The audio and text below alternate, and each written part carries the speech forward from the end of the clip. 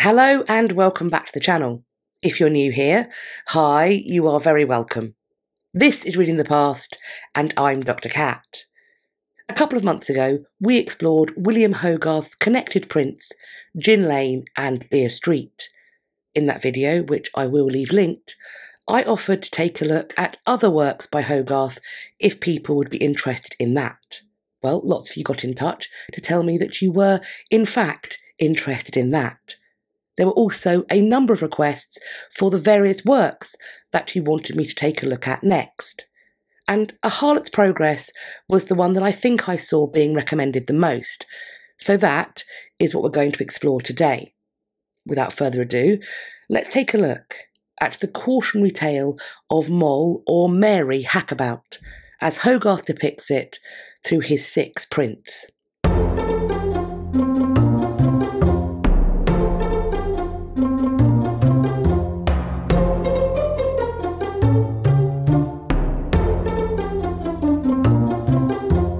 In my previous video on Hogarth's work, I began by exploring that artist's biography. So if you haven't seen that video and you would like the additional context, please do check it out. Briefly though, Hogarth's biographer, David Bindman, describes the artist's childhood as being beset by, quote, early misfortunes, which he feels may have fueled his, quote, determination to rise in the world. When Hogarth was in his mid-30s, having already shaped an enviable reputation as both a portrait artist and as a creator of satirical paintings, he set to work on the first of his, quote, modern moral subjects. The first of these being A Harlot's Progress. Originally, this was a set of 6 oil paintings, completed in 1731 and sold to one William Beckford. They were to be displayed at his Elizabethan mansion of Fonthill Abbey. Sadly, the mansion and all its contents were lost in a fire in 1755. Fortunately for us, though, Hogarth's work lives on in the copperplate engravings of this series that he himself issued the year after he had completed the original oil paint version. It is therefore these engravings that we will be using for our investigation today. And so, it's time for us to come to the beginning of the progress, to the first of these 6 plates. A country girl, with a rose blooming at her bosom, appears before us fresh off the York wagon outside the Bell Inn. Her white attire is simple. A pack is tied around her arm. Scissors and a pincushion hang beneath it. It seemed this young lady has arrived in London with the intention to find employment as a seamstress. That plan is about to be derailed. A clergyman, sitting astride his horse, is engrossed in a letter addressed, quote, to the Right Reverend Father in God. It is thought that this may be a letter of introduction, which presumably brings with it the promise of promotion for this cleric. Some scholars have suggested that this is supposed to be the young lady's father, and that he is allowing his own aspirations to come before the duty of protection that he owes to his daughter. If not her actual father, then his profession behoves him to act as a spiritual father, which he is not doing. He is also failing to notice or minister to those other young ladies, still packed inside that wagon, dressed similarly to our young lady. It has been noted by at least one commentator that these ladies look almost like livestock on their way to market. This absent-minded clergyman has also allowed the reins of his mount to slacken. He is not in control of it anymore. Thus, his horse is busying itself consuming hay upon the ground. In doing so, it seems this horse has disrupted the balance of a stack of pots and pans. Those pots and pans now fall towards this animal's head. Is this another creature being endangered by the clergyman's distraction, perhaps? These falling pans can, of course, also be read as a portent of our young lady's own impending fall. In the background, raised up above, we see a housewife engaged in domestic tasks. In this case, she is hanging out the laundry and seemingly emptying the chamber pots. This image presents the life path that our young lady might otherwise have followed. However, as we can see, she has already turned her back on that. She turns instead towards the examining caress of a flamboyantly dressed bawd. The black dots on her face signify to us that she is infected with the pox, also known as syphilis. It is believed that the real-life counterpart of this fictional bawd was known as Mother Elizabeth Needham. She ran a very exclusive brothel that was frequented by some particularly high-ranking individuals. In 1731, so the same year that Hogarth completed his oil paintings of this series, Mother Needham was convicted of running a disorderly house, and so was sentenced to be placed in the pillory. The crowd so pelted her while she was confined there that she would die of her injuries just a few days later. This fictional bawd has been placed between our young lady and her belongings. There is a trunk bearing the monogram M.H., her name being Moll or Mary Hackabout.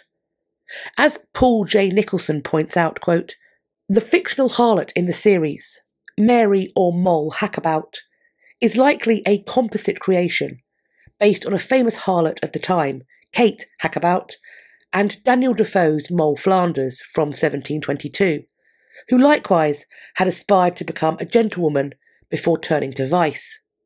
The name Moll was also used colloquially in the 17th and 18th centuries to refer to harlots and lawless women. A dead goose sits in Moll's basket.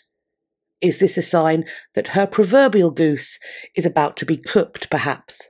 After all, due to her guileless innocence, she is about to be lured away from her intended path. Around this goose's neck is a label addressed to, quote, "My loving cousin in Turn Street in London." Is this where Moll was due to be? Were these people waiting for her? In any case, the bawd appears to have a customer waiting for Moll's services already. That eager man in the doorway, with his hand deeply buried in his pocket, is said to bear a striking resemblance to one Colonel Francis Charteris, who was, by all accounts, a deeply unpleasant individual. His behaviour would earn him the nickname Rape Master General.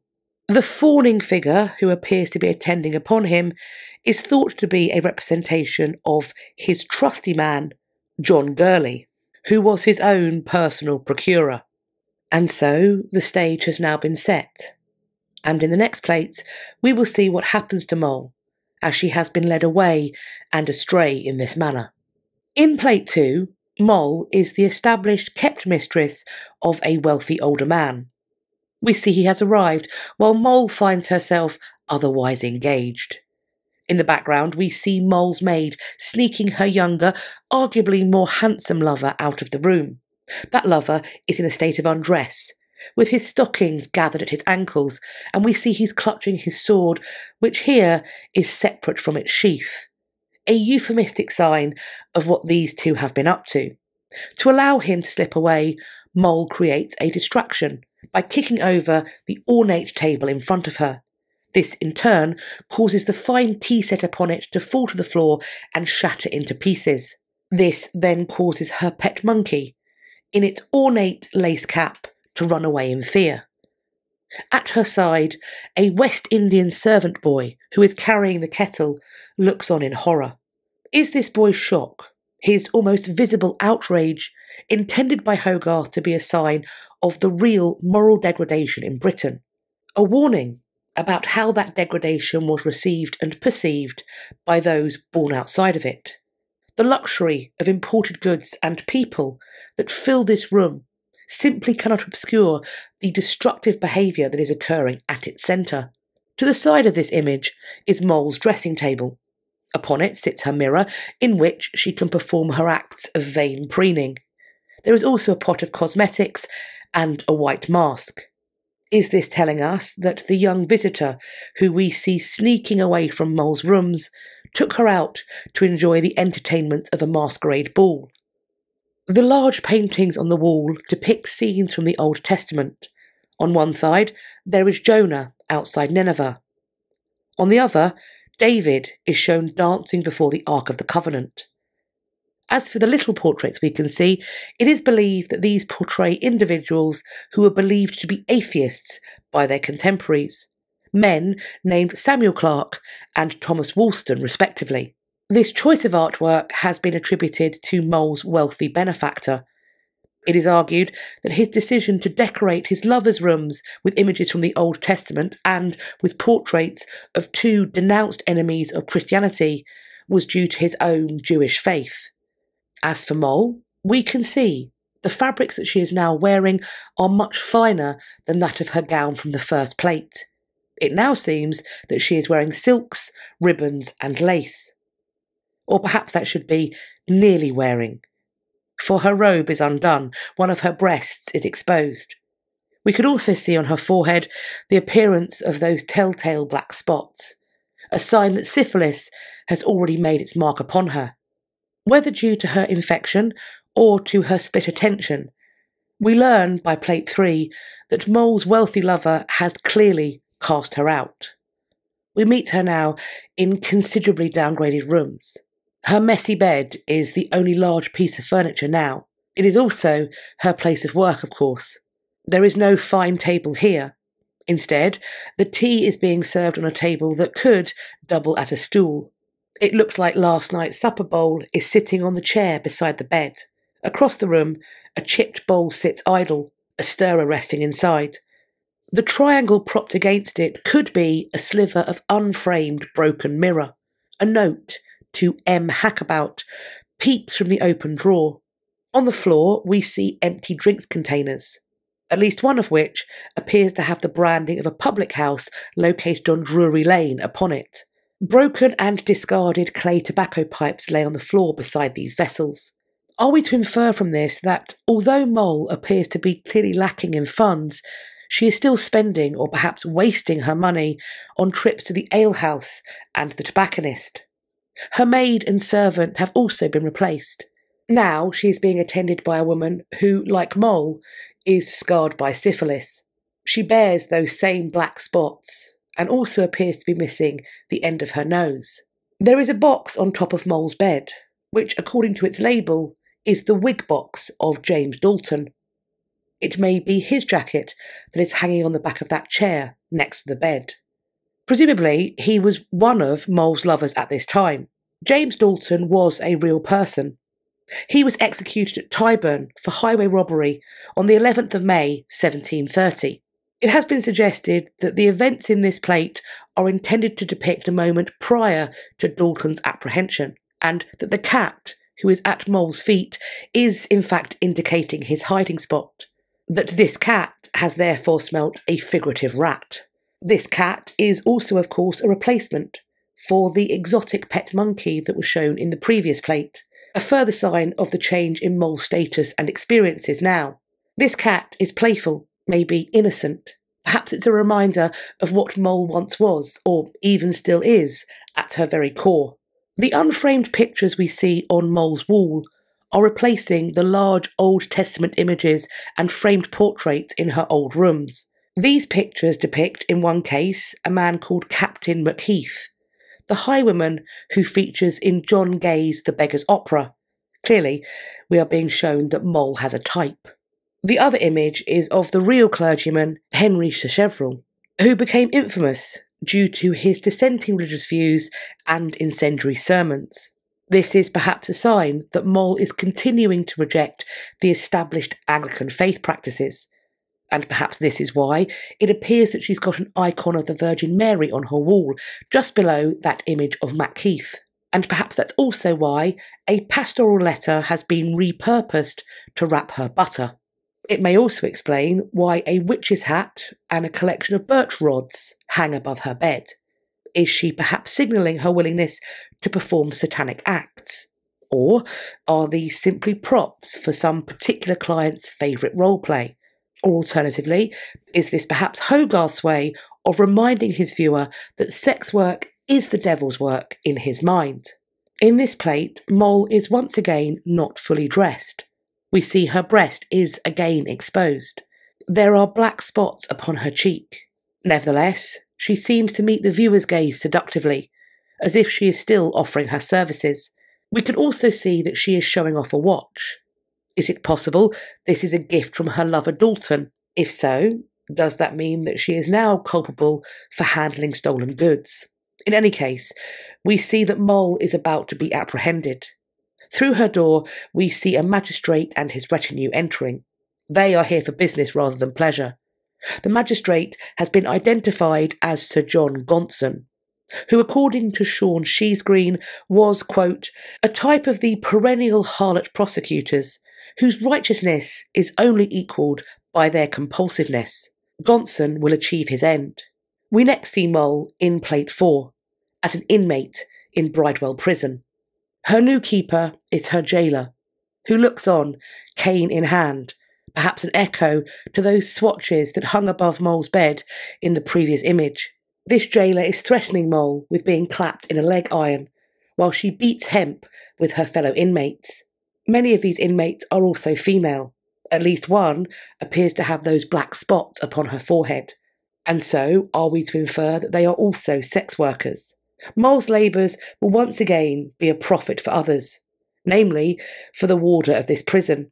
We see that consistent slacking in these labours will result in a spell in the stocks, as the unfortunate who is behind Moll is shown to be discovering. Further off, there is also a whipping post, which bears the warning, quote, the wages of idleness. A one-eyed woman stands between Moll and the inmate in the stocks. She may be this jailer's wife. We see her plucking at Moll's fine clothing as if to mock her. The male inmate beside Moll is also fairly well dressed. It seems he's been permitted to bring his dog with him. A torn playing card lays between dog and man, which may indicate that it was gambling that brought him to Bridewell.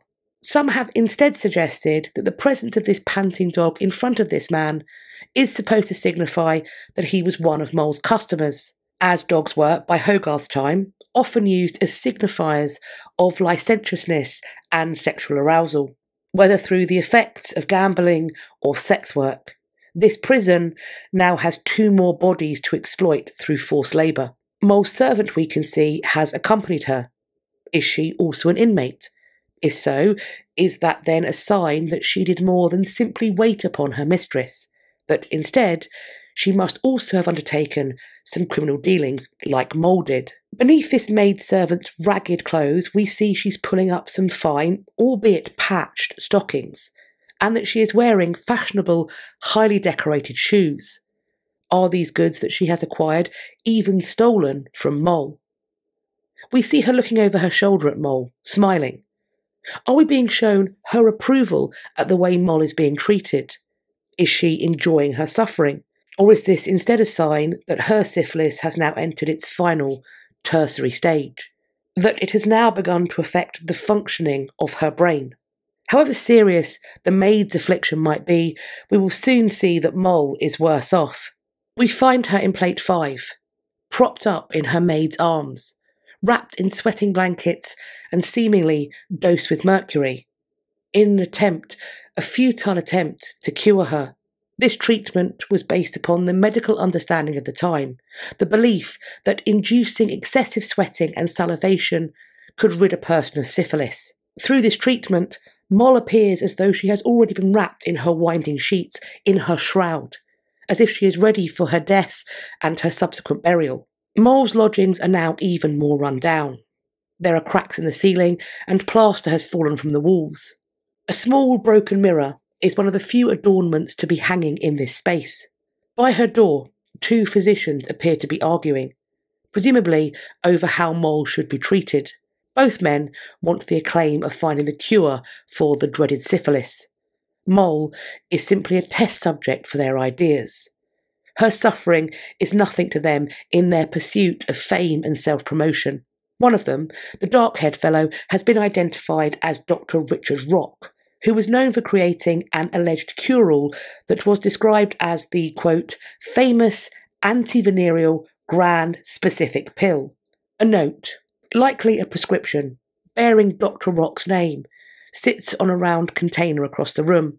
This note is held in place by a teacup, next to which a clay tobacco pipe sits. Unfortunately for Moll, it seems highly unlikely that she will be able to hold that pipe between her own teeth now, as a collection of them are depicted lying on top of Dr. Rock's paper. After all, tooth loss was a common side effect of the mercury cure. The other physician who is present is thought to be Dr. Jean Misubin. the creator of a rival venereal disease cure. Both of these men would likely be thought of and recognised as quacks. Indeed, Henry Fielding would satirise Miss Urbain in his 1732 play called The Mock Doctor. Once again in this scene, we see a table has been knocked over. This time, though, it has actually managed to hit the ground. This is a sign, perhaps, that Moll's own fall is now complete. Her dishes lay smashed upon the floor next to a packet for an anodyne or pain-killing necklace. This was yet another supposed cure for syphilis that simply could not offer the results that it promised. Whatever money Moll has left, it seems that she is spending it away in her desperation for a cure and in her naive belief in the promises of quacks. Necklaces like this anodyne one we see here were also a suggested cure for teething pain in little children. And so perhaps then this necklace was instead purchased for Moll's little son. Or it was something for them both to share. This little boy is shown here to be a well-fed child. Indeed, he, oblivious to his mother's plight, is placed beside the hearth. He is ministering to a joint of meat that is being roasted. Beside that roasting joint, a pot is boiling away. Presumably, this will be his next meal. He looks healthy, robust, even if it does seem that he is beset by lice. Is it possible that the packaging for this necklace is a sign that, in spite of these outward appearances, this little boy is in fact suffering nonetheless with congenital syphilis? Another woman, who may be Moll's landlady, is shown rifling through her trunk of belongings. It is the same trunk from that very first plate, monogrammed with the letters MH. This woman has pulled out the witch's hat, some fine shoes, and a black masquerading mask. Perhaps an ominous replacement for the white mask we saw on the dressing table in the second plate in this series. Perhaps it has now become a death mask instead. A fan has been pushed through the eye holes of this mask. Alternatively, this woman may be a nurse or even someone who has been sent for to prepare Moll's body for burial. And so it may be that she is searching for attire to dress Moll in readiness for the grave, but is seemingly failing to find anything suitable so far.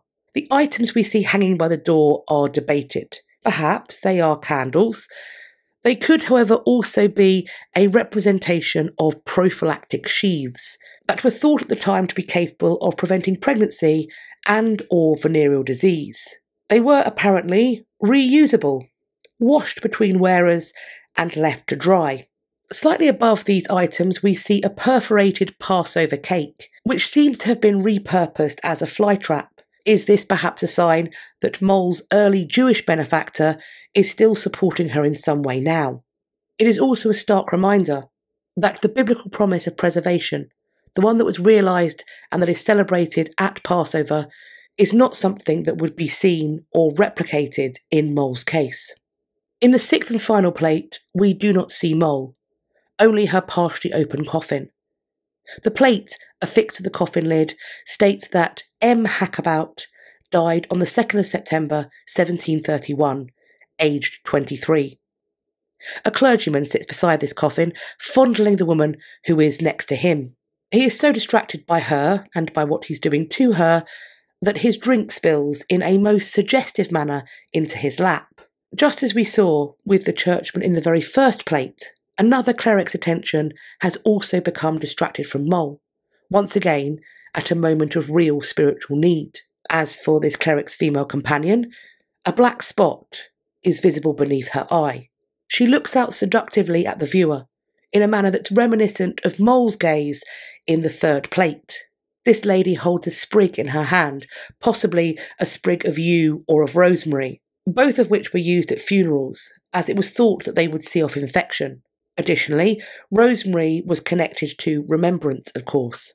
However, these sprigs or twigs might also link in a viewer's mind to the branches that were seen hanging on Moll's wall, above her bed, in the third plate. Moll's maid appears to be the only one in this room to be genuinely mourning Moll's passing. Nevertheless, even she is using the coffin almost as a makeshift bar, upon which she sets her flagon and cup. There are two women who appear to be weeping heartily at the back of the room.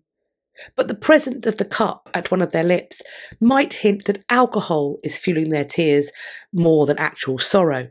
There is another weeping woman set off to the side of the room, but closer inspection shows that it's not Moll's loss that she grieves. Instead, she is sorrowfully seeking and receiving her companion's sympathy regarding some problem that she has with her finger. Behind them, another lady, marked with a black spot upon her forehead, completely ignores the coffin in favour of her own reflection and her desire to rearrange her appearance. One woman is shown leaning in to Moll's open coffin. Is she looking at her as a warning of her own potential fate, or is she instead checking to see if there is anything worth stealing within?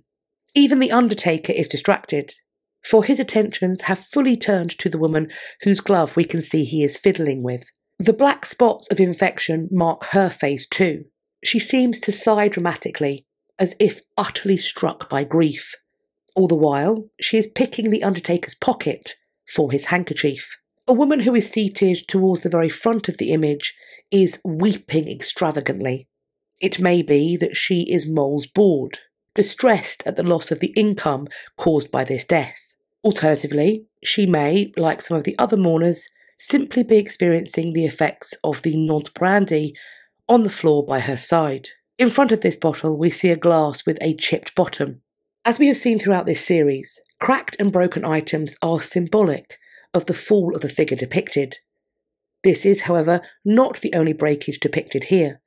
The window has also been smashed. There appears to be some object placed within the break, whether this was a poor attempt to stop up the gap, or perhaps we are seeing this window being broken through some projectile being deliberately thrown from the outside. In either case, I think it is debatable. In the centre of this image sits Moll's little son. He is very finely dressed. He is distracted, playing with his spinning top, and seems to be unaffected by his mother's death, and unaware of the dangerous uncertainty of his future now. On the back wall hangs a simple hat, perhaps a reminder of Moll's country origins, and beside that hat there is an armorial shield. The images that have been replicated in this shield are 3 faucets that have been stopped up with spigots. This is intended to be a euphemism, an innuendo, which connects to the manner in which Moll and many of the ladies in this room earned their living, and also potentially the manner in which they would contract the conditions that could end their lives. After all, that is what happened in the case of Moll Hackabout. And so we have now come to the end of our exploration of the 6 plates of A Harlot's Progress. A couple of years after these images were completed, Hogarth put his finishing touches to another series, another progress. This time, it would be a Rake's Progress. Made up of 8 images this time, rather than 6, a Rake's Progress would transcend the frankly extraordinary success of A Harlot's Progress. So maybe that should be the next Hogarth work that I cover. So what do you think? Of William Hogarth's first modern moral subject, of A Harlot's Progress, did any of these plates stand out to you in particular? Indeed, did any detail within any of these plates catch your attention?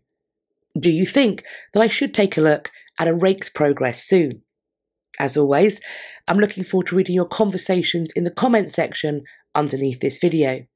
I'd also love it if you could pop an emoji or a social glyph in the comments too, because that will boost the engagement, and the more engaged the video gets, the more YouTube shares it out, and that will help to grow our community. As we've been talking about artists, William Hogarth, perhaps we should pick something paintery emoji-wise this time. I look forward to seeing what you choose. You can also find me elsewhere on social media. I'll leave links to the other place you can find me on the internet in my description box. Please do follow me over on some or all of those so that we can continue this conversation and start some others. I do hope you enjoyed this video and found it useful. If you did, please share it with your friends. In fact, let your pals know about this channel if you like it. You can tell me you enjoyed this video in particular by hitting the thumbs up.